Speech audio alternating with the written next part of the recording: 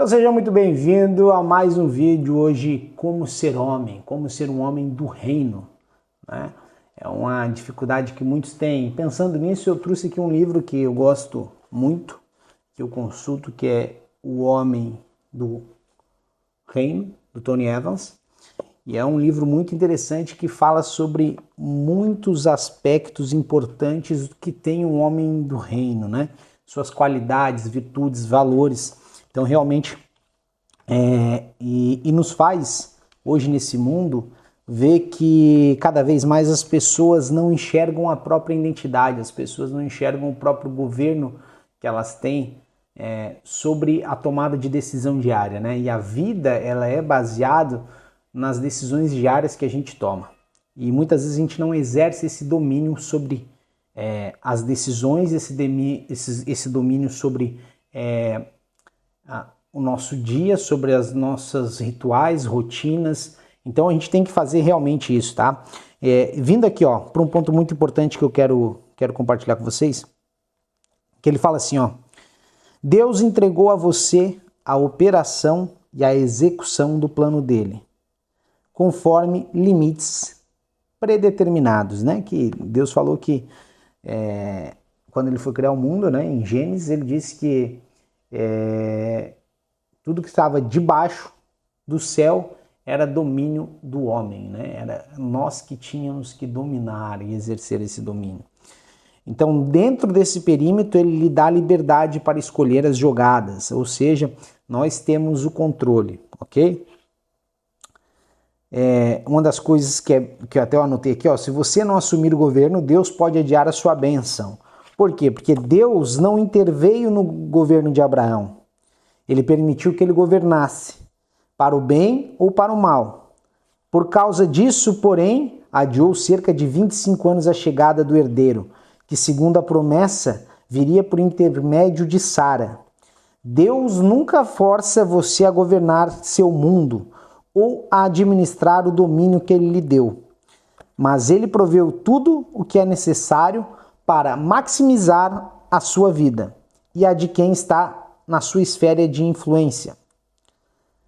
Deus, ele é paciente e aguarda uma ação do homem antes de colocar em prática a sua promessa.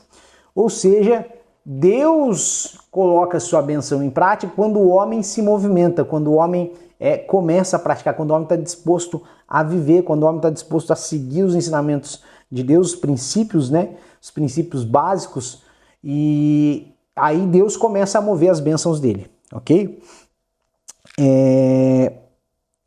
Uma das coisas aqui que eu acho muito importante também, que vem aqui, ó. O propósito de ver o reino de Deus avançar por meio de um bom governo. Lembre-se, aquilo que você faz na terra se refletirá em sua recompensa eterna.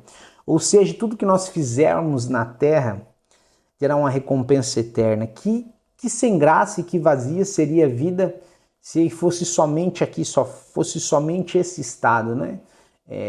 Não, o que eu fizer e cometer as atrocidades que eu cometer aqui, ou que eu deixar de fazer, isso não vai refletir em nada, porque assim que eu morrer acaba tudo. Eu não acredito nisso, porque eu acredito que Deus, na sua grandiosidade, ele não iria construir-nos para que nós acabássemos aqui. Então, o nosso espírito, ele é eterno, né?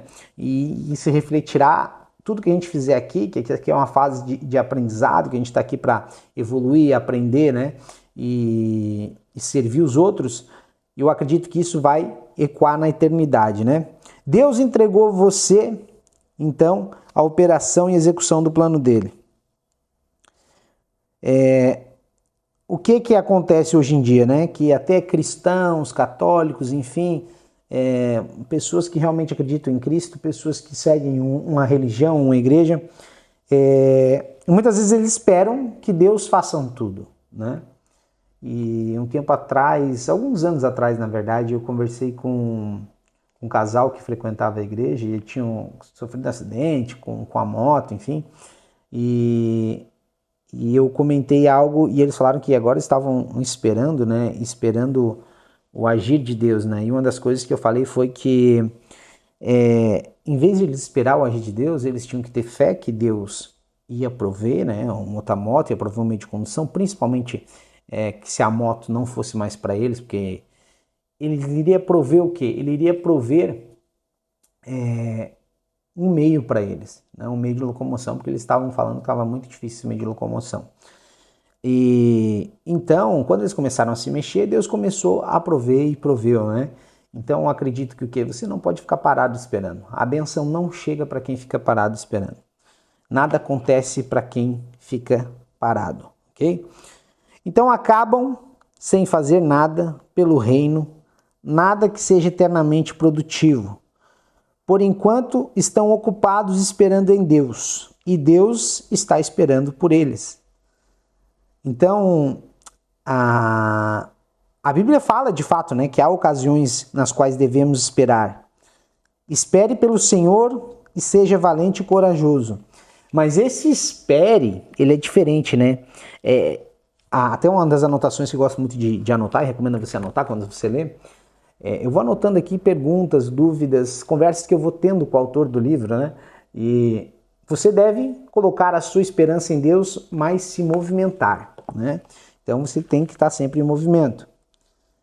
Olha só, esperar no Senhor não significa ficar sentado sem fazer nada.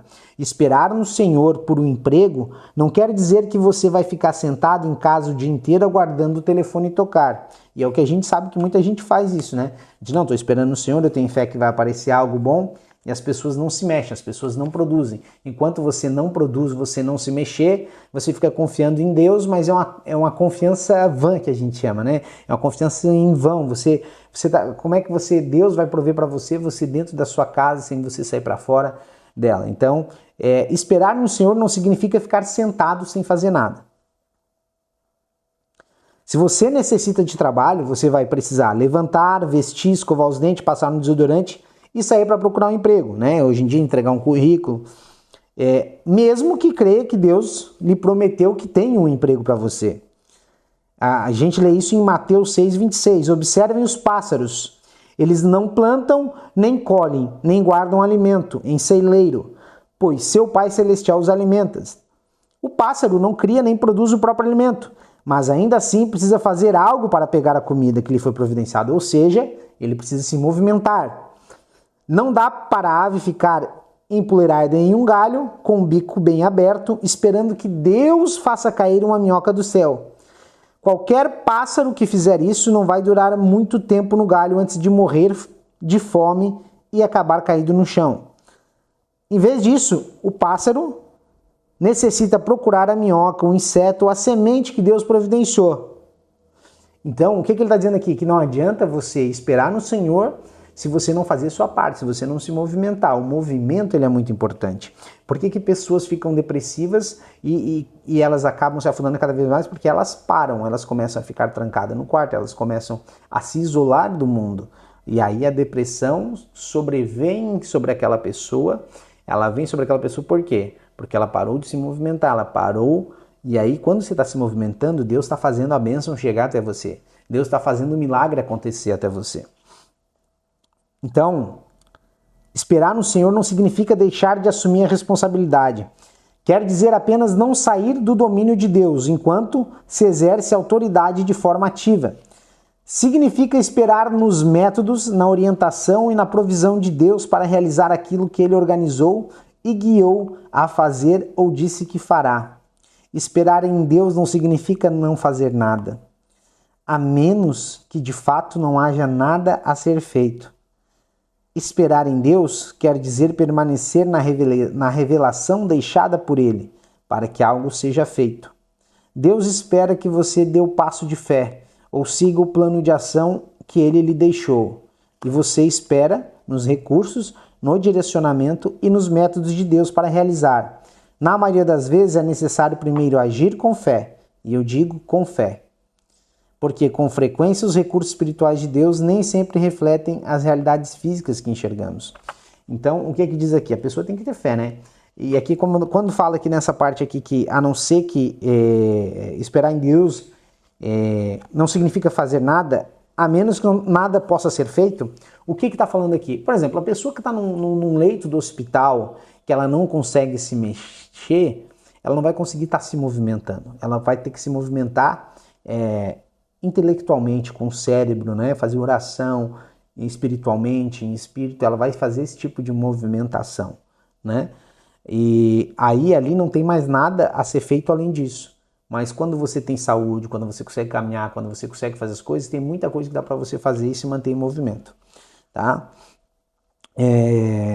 Então, eu acredito que uma das coisas que hoje as bênçãos não acontecem na vida das pessoas, principalmente dos homens, é porque eles não se movimentam, né? Eles estão ficando muito parados, muito inerte e deixam que as distrações tomem conta da vida deles. Então eles se distraem muito fácil. Hoje em dia, com a internet, com as redes sociais, com jogos, com tudo, com a tecnologia, é muito fácil você se distrair e você não atender o chamado que Deus te colocou aqui na Terra.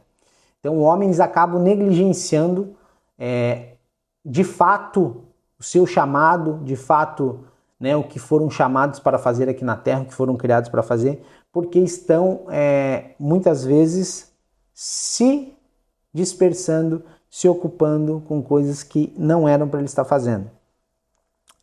Homem, Deus nos deu uma vida, uma esfera de influência, dentro da qual devemos alinhar nossas escolhas e decisões de maneira que cause impacto sobre os outros.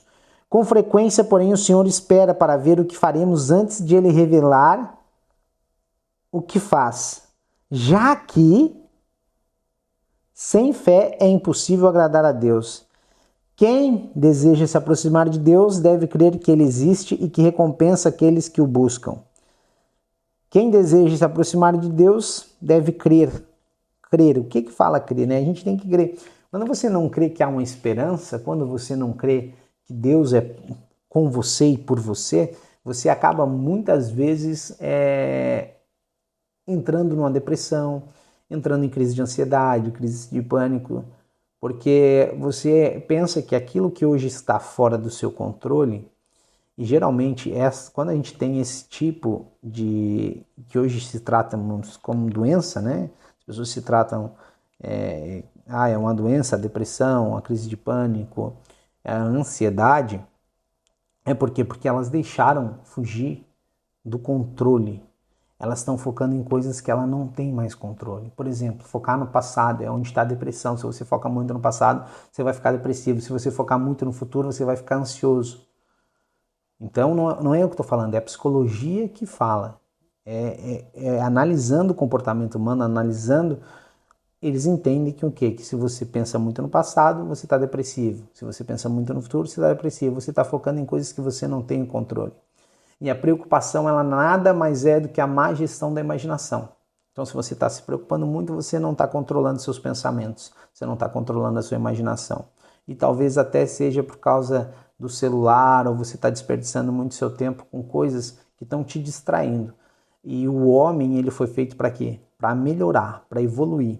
Então, eu acredito que cada dia que você está aqui na Terra, como homem, é seu dever e sua obrigação você buscar melhorar, você buscar ser melhor que ontem.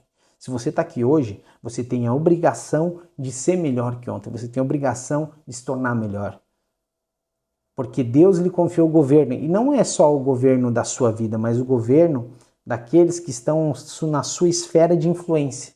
Aquelas pessoas que estão na sua esfera de influência, seja seus filhos, seja seus pais.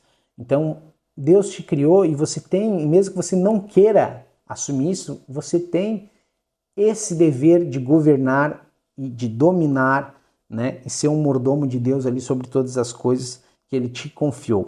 Então, eu acho que isso é muito importante, porque Ele lhe confiou autoridade, né, para exercer o governo dentro desse domínio. Cabe a você fazer isso.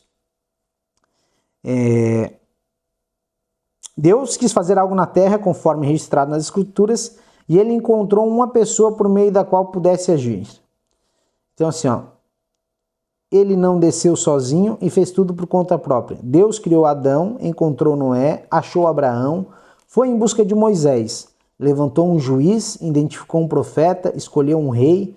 Quando as coisas degringolaram de vez, tornou-se homem. Deus projetou seu reino para funcionar de maneira que a humanidade atue como sua equipe administrativa. Deus tem um fluxograma e você está nele. Logo acima do seu domínio, da sua esfera de influência, o Senhor o colocou na terra para que domine e cumpra o plano do reino. O próprio Deus lhe deu autoridade dentro dos limites para agir em favor dele na história. Você é um intermediador de Deus, erguendo-se para tocar o céu e transformar a terra.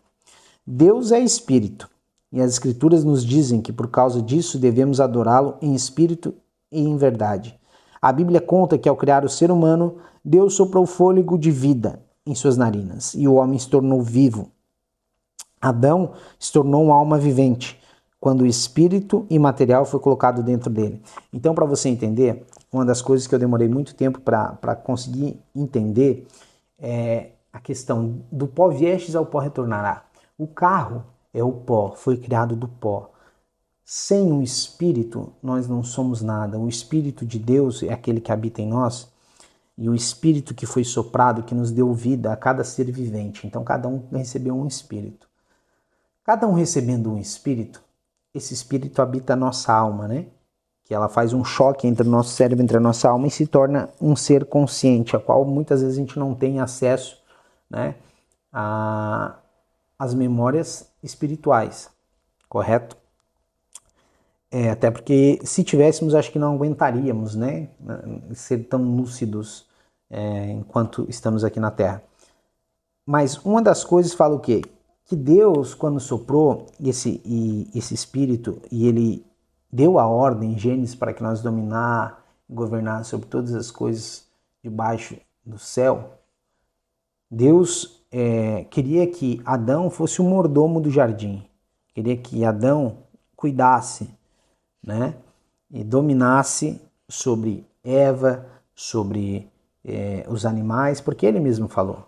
E muitas vezes isso não é feito. Então, quantas vezes Deus te confiou o governo de algo, Deus te confiou, te deu a confiança, te emprestou algo, porque você sabe que nada aqui é nosso, tudo é emprestado, né? Quando nós partir, tudo vai ficar, inclusive o corpo, que é o carro. O carro é só emprestado. O carro é emprestado, que é o quê? É onde habita o Espírito é eterno. Então, nós estamos aqui para quê? Para que nós possamos evoluir e melhorar. E exercer domínio sobre aquilo que Deus ordenou. Deus ordenou que nós fizéssemos isso, que nós cumpríssemos esse chamado de governar, de dominar sobre todas as coisas debaixo da terra. E muitas vezes você não consegue dominar porque você está disperso, você está pensando muito no passado, ou você está pensando muito no futuro, e você não foca no que está no seu presente e naquilo que está no seu controle. Então você consegue controlar a hora que você acordar e você consegue controlar a hora de você dormir. Se você é homem, você tem essa obrigação de assumir o controle da sua vida e começar a exercer o governo. E esse governo, ele tem que ser exercido porque faz parte do seu chamado como homem.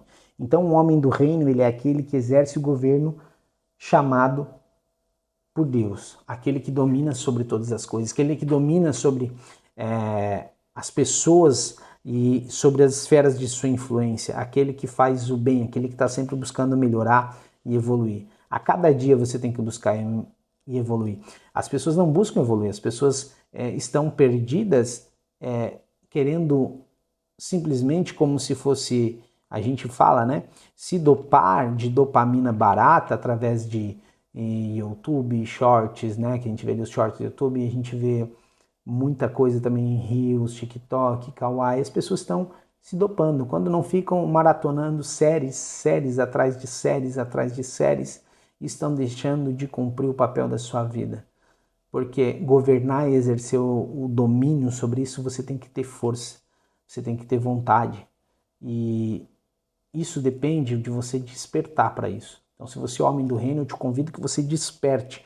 Você desperte para uma nova vida abundante, uma nova vida qual você vai exercer governo sobre as coisas que estão na sua influência. Você conseguir exercer governo e dominar aquilo que está sob o seu controle. E aquilo que está sob o seu controle são simplesmente as suas ações, né? Toda ação tem uma consequência, então isso você tem que governar as emoções, as suas ações. Você precisa exercer o governo sobre si mesmo.